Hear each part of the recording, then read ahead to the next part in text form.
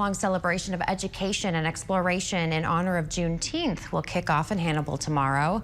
Struggle for a Free Missouri. German abolitionists focuses on the relationship between German immigrants and African Americans in Northeast Missouri before and after the Civil War. Juneteenth Coalition collaborator Faye Dant says German immigrants played a big role in helping bring Missouri African Americans to freedom. I recognize, I should say, that African Americans, the struggle for freedom, we didn't do it by ourselves. We had to have abolitionists, and we had to have people like that supporting the struggle.